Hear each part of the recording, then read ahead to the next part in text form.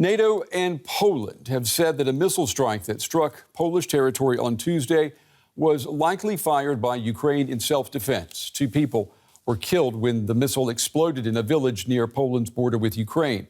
The incident came on the same day that Russia bombarded Ukraine with scores of missiles targeting cities and infrastructure across the country. Mangled farm vehicles lie in the huge crater caused by Tuesday's blast, a long way from the front lines of Russia's invasion of Ukraine. This conflict now arriving at a grain factory just 3 miles across Poland's border. Today, investigators combed the wreckage, with Poles wary of what's to come. Let's wait calmly. Statistically speaking, it probably had to happen at some point. We are simply so close to Ukraine. I'm waiting to see what happens next, how the state reacts. I'm trying not to succumb to fear. I'm waiting for more information, but it's unsettling. The explosion hit as Russia launched a massive wave of rocket attacks across Ukraine, but Poland's leaders say they weren't the target. There is absolutely no indications that it was a direct attack on Poland, so the fact that Polish territory was hit with a rocket was not a result of intentional actions. Poland was not a target for the rocket, so in fact, Poland was not attacked. NATO has also been quick to de-escalate the situation, cautious that an attack on one of its members would signal a major shift in Russia's war. Our preliminary analysis suggests that the incident was likely caused by a Ukrainian air defense missile fired to defend Ukrainian territory against Russian cruise missile attacks. But let me be clear. This is not Ukraine's fault. Russia bears ultimate responsibility as it continues its illegal war against Ukraine. An unfortunate accident this time, but a real threat as the conflict continues on Poland's doorstep.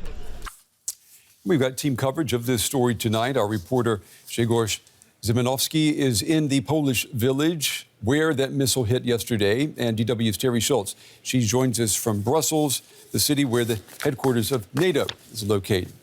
It's good to see both of you. Grzegorz, let me start with you. You are on the ground in the village where that missile exploded. What have people told you about the past 24 hours? I mean, they could have been ground zero of a much larger war.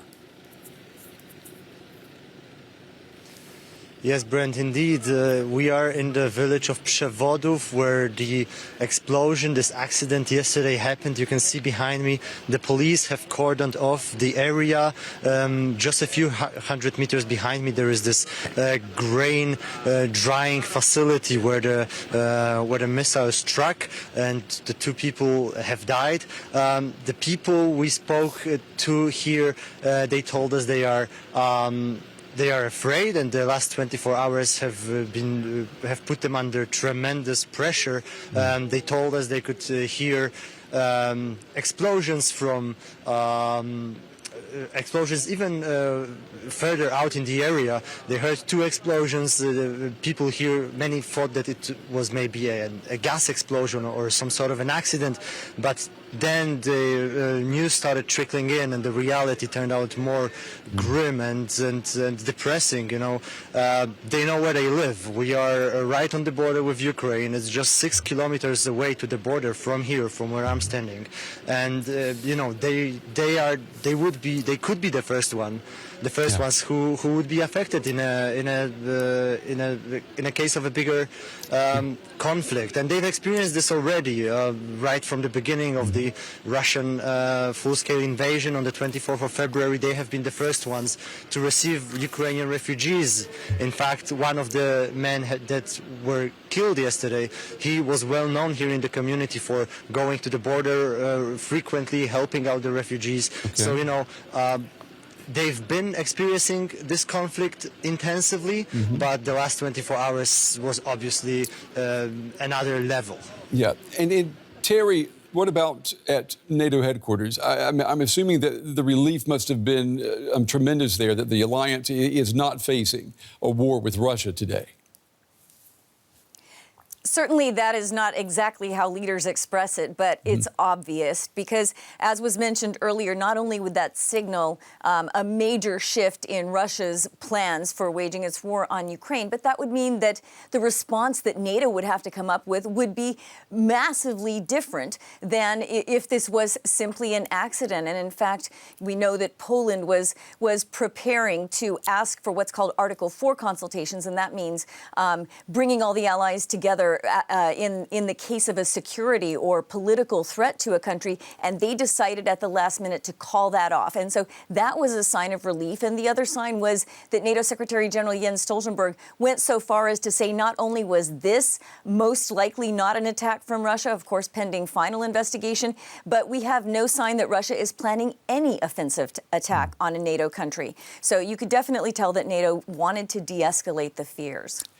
And Grzegorz, Poland, we know, has been very vocal in its support of Ukraine. And some people have said today that it's amazing that this type of accident that we saw yesterday, it's amazing that it hasn't happened earlier. Have you been hearing that sentiment? Yes.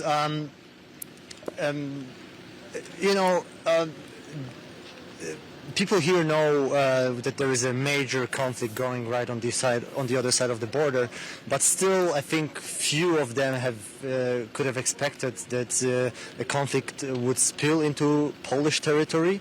We now today hope that that the nature of this conflict will not change. That I mean that Poland or NATO will not be involved at this point, but. The message from the Polish government is that it is actually the ultimate, that it is Russia that bears the ultimate responsibility for this tragic incident, where, as the Prime Minister has called it.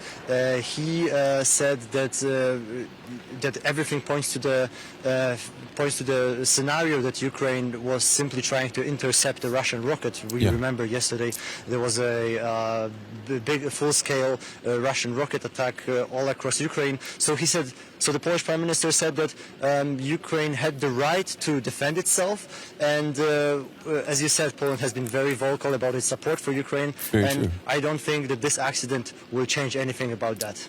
And Terry, Eastern European NATO members, they were quick to point fingers last night. You and I talked about this even before there was any evidence or any clarity in the situation. How did that play out inside NATO? Do we know?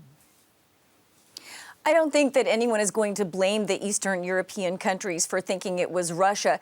We've all been worried that this kind of situation would happen, that there would be a purposeful attack. So I think that the relief flooding in that this was simply an accident overshadowed any sort of blaming for having come to too quick of conclusions.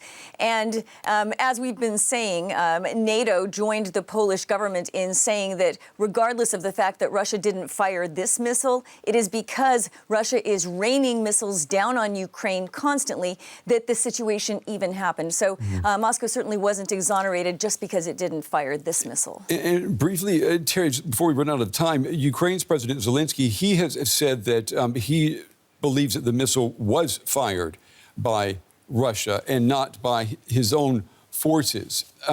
Is that causing any type of dissonance at NATO? I mean, he's insisting that he be part of an investigation.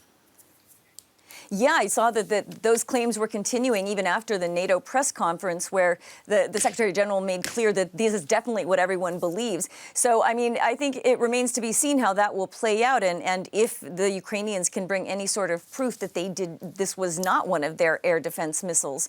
But at NATO headquarters, they weren't giving any credence to that side of the story yet, even as they said these are just preliminary findings, and we have to wait for the final results. GW's Terry Schultz reporting tonight from Brussels, and Grzegorz Zimnowski on the ground there in Poland near the border with Ukraine. To both of you, thank you.